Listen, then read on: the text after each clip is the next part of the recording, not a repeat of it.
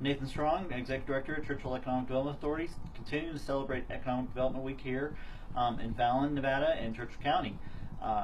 Today we're meeting with CERC Energy, Monty Morrison, and Greg Champney. We're on site at their Patua plant near Hazen, Nevada, but within Churchill County, and this is our third leading sector if you look at contribution. And what I always like to say, because it's a long math problem, but we produce, in Churchill County itself, produces 10 times the energy, all renewable, that our residents could possibly consume, making it a very incredible export. But we're here to find out why that is. So a little bit of the history. Why are we mining heat here, as you say? Why are we mining this energy right here in Churchill County, the leading producer in Nevada and second to only a county in California? Well, Nate, thanks for coming out to see us. We certainly are proud of this. CERC Energy owns the Patua solar and geothermal plants, as well as Soda Lake Geothermal across the valley. We've had these plants in operation now for in excess of 30 years at Soda Lake, and in its 5th year at Patua. So the history of it is that geothermal in Churchill County has been around since the mid-'80s. The area is ripe for that. You need several things to come together. You need to have the heat from the earth shallow enough, or a thin crust, to access it. You need to have the fractures in place for groundwater, the third item, to come into place. And so the heat from the earth we extract from wells. We use that heat to boil our secondary fluids. At Soda Lake, it's a hydrocarbon pentane, and here at Patua, it's a refrigerant. And we take that heat and make electricity out of it. And we either sell it here in Churchill County, or we sell it to California from Patua. The area has been strongly developed over the years, both in the Lahontan Valley, in Dixie Valley, and now out near Cold Springs with Ormat. And more development is expected.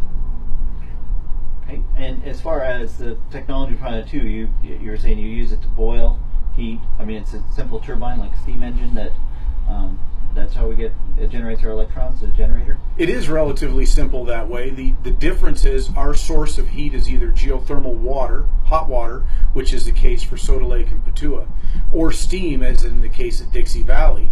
And either of those two, whether it's steam or the boiled secondary fluid, the binary fluid, either of those turn the turbine, which turns the generator. Really no different from a coal or natural gas or even a nuclear plant. It's the source of heat, but after that it's a very similar process. And as far as development-wise too, where are we with the potential that's still under our feet? This is obviously it's such a resource here. What's the future? What's possible expansion for you? And you mentioned Ormat and now Terragen, our other partners out here. Is there more there? And is there restrictions, challenges? Obviously, if it's there, it's an advantage. But are there restrictions? What kind of challenges are there to exploiting this resource a little more for more of an export? Well, the benefit is the geothermal heat, the heat from the earth, isn't going away. The plants that are in production are managing that heat. The area around the plants, which we're using a tiny fraction of the available land source in Churchill County and all of northern Nevada. So the heat isn't going away. The challenges come from the ability to extract that heat in the form of production wells and injection wells. They're very expensive. You can say in geothermal that we are buying all of our fuel. Like a coal plant, you would have a coal contract and you would buy coal or natural gas in a pipeline. In geothermal, we buy all of that heat before the plant's ever built in the form of well drilling. And drilling is a challenge. So the heat is there, drilling is a challenge, but the biggest challenge we have now isn't permitting, it's not environmental limitations, we all manage that well. The biggest challenge we have is obtaining a purchaser of our electricity at a reasonable rate for a long period of time. So your market. The market. Unfortunately for the consumer, but unfortunately for renewable producers, is the price of electricity is at a very low rate. On the wholesale market, the price of electricity now is down below 4 cents for natural gas or solar. And geothermal needs really about 50 to 100% of that in order to be economic going forward. Is there, I know too, a challenge for transmission as well too. I mean, obviously you have to be strategic where you place these resources, where you place your plants. Like you said, you have to do your wells, and you mentioned the tube type too. I think I glossed over that.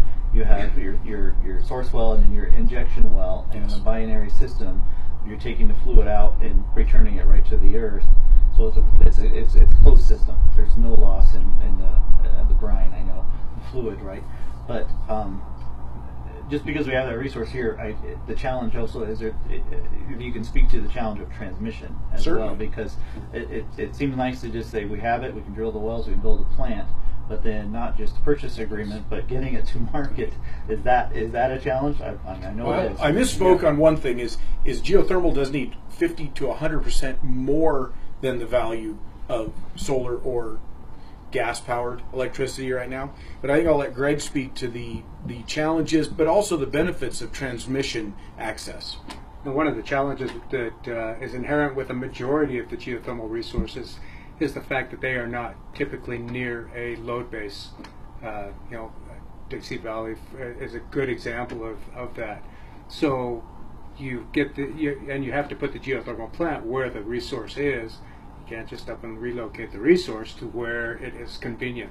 So then you got transmission constraints, and transmission lines are sometimes very difficult, sometimes very long, and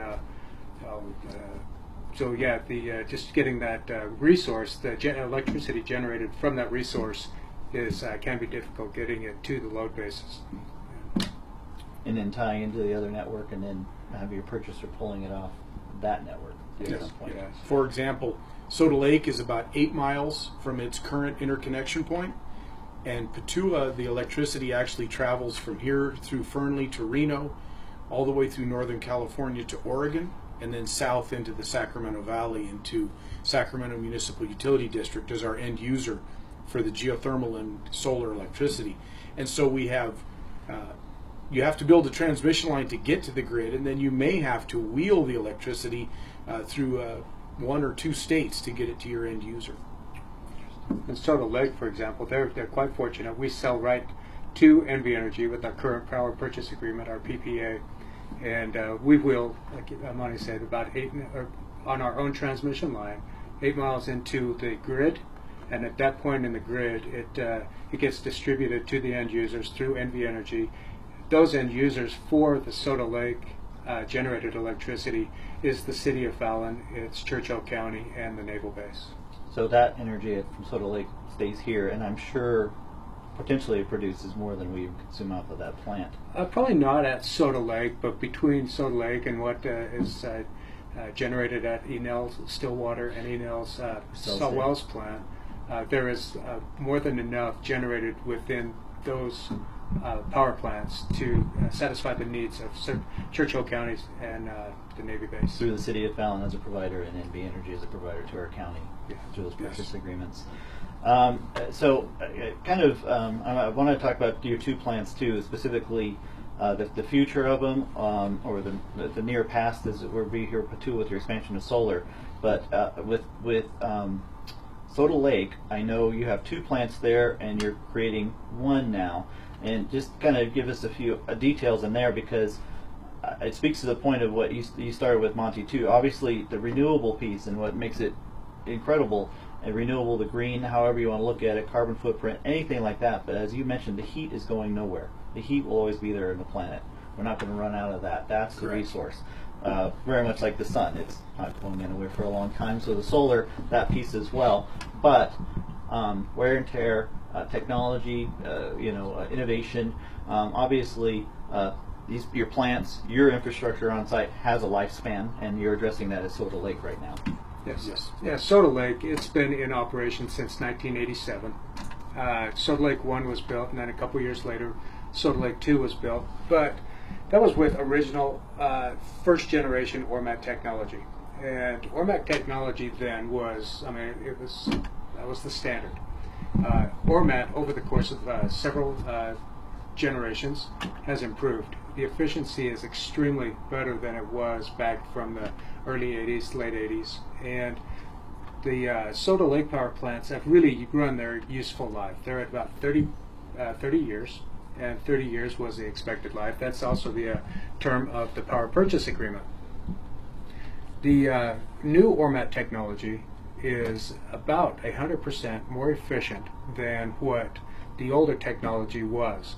So the CERC's current plans are now to begin construction here within the next 6 months or so, to begin the construction of the new Soda Lake 3 power plant provided by ORMAT, and the Soda Lake 1 and 2 power plants will be operated up until the point where Soda Lake 3 is ready to commission. At that point, Soda Lake 1 and 2 will be decommissioned. With the Soda Lake 3 plant, we should be generating double the electricity what the 2 combined plants are, with no more wellfield exploration, drilling, or water production into the plant. With the same resource that the plant currently has, we will double our generation with the new technology. So that's at 100%. Is you double in efficiency using the same resource, like you said, the same heat that you're mining. You can double the output at that facility. Yes. Yes. The best way we can equate it is that this plant was built in the 80s. Mm-hmm. And if you were to drive a passenger car from the 80s, it typically got 13, 12, 15 miles to the gallon. And now it's very reasonable to get 30 miles to gallon.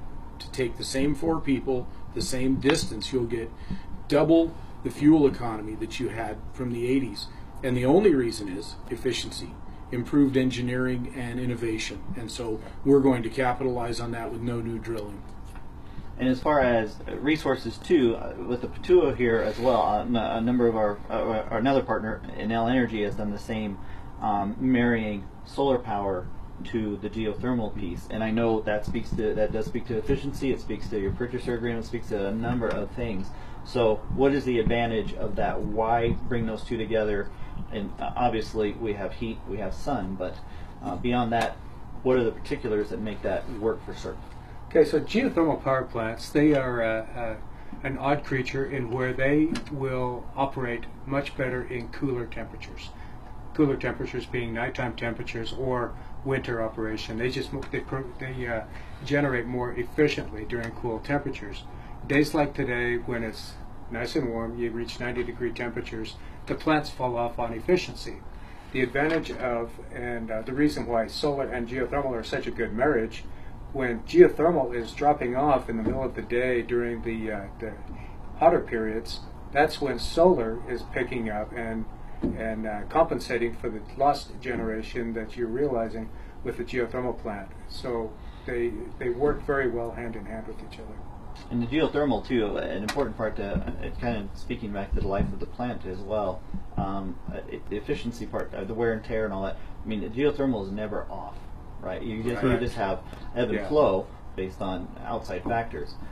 Whereas the solar obviously only operates with the sun, but because of that supplement, you're able to the plant as a whole operates much more efficiently, and like I said, meets your purchase agreements, I'm sure, as well. It meets the power purchase agreements as well as the load expectations. Here in northern Nevada, the peak load happens during the afternoons, during air conditioning loads in the summer, and at the peak need in the afternoon, say from 2 to 6 or 7 in the evening, that's when our solar will be on maximum as well. We're all getting home and making sure it's cool, turning on our TVs or whatever, and here we go. Huh? And then to balance that, geothermal, as you said, runs. We have very high availabilities. We're only off about 1% or less during the year, and so we're on with greater availability factors than even coal or gas plants. And just to kind of end too, the future of geothermal, we're hoping will be here in Churchill County as well. We have the Forge project, which we'll post materials regarding that on our website and Facebook as well. But the future for renewable energy, whether it be solar or geothermal, what's it look like for CERC in Churchill County? Well, I think Forge is the equivalent of what ORMAT and other power plant producers have done, which is the increased efficiency. Forge takes and moves the drilling technology out of the 50s and 60s and 70s, which we're a derivative of oil and gas drilling. And so with Forge now, we're able to step out, do innovative techniques, trial and error, and science in order to improve the not necessarily efficiency, but the the ability to strike a well on every try. Now, doing that is probably unlikely, but if you improve your likelihood of success from now, it's about 50% or 60%. If we can increase that to 70 or 80%, what it means is you need less wells drilled to satisfy a power plant, which is less capital cost, more effectiveness, and then you can have a plant built sooner and with less overhead than you would currently. And so we're all in favor of Forge, and we're very excited, hoping that the Fallon project succeeds with the awarding of the final program. It would be a tremendous benefit to Churchill and Churchill County, to Fallon, and to the whole CERC and to the whole geothermal community. Yes. Absolutely. Yes, and that would, I guess, even without Forge, I think the future of renewable energy continued to be the leading sector that it is for us here. Seems to be secure with Churchill County, because, as you mentioned, that resource will never disappear. If we get that, then we're to the 100%, 100 times whatever, as far as what we're able to at least work at developing. And if the cost of investment, as you said too, the upfront cost of plants and everything too, we have a bright future, I think. We do, and I think it needs to. There's one more part that we haven't really touched on. Of the 4 major renewable sources, which are wind, hydro, geothermal, and solar, Churchill County now is a leader in solar with Enel's photovoltaic and their concentrated solar, with CERC Solar here at Patua. We have TCID, we have hydro generation, which they'll generate clear into November now. And so the only thing that we don't capitalize on is wind, and the technology is just not there to deal with our erratic winds. We have high winds and then long periods of no wind. Right. But no, Churchill is really a renewable energy leader in northern Nevada and the U.S. Well, and let's end on that very high note. Thank you for your time, Monty, Greg. We'll be continuing a little more coverage out here. You'll see some stills of some pictures and coverage of their facility out here as well. And look for us to continue Economic Development Week.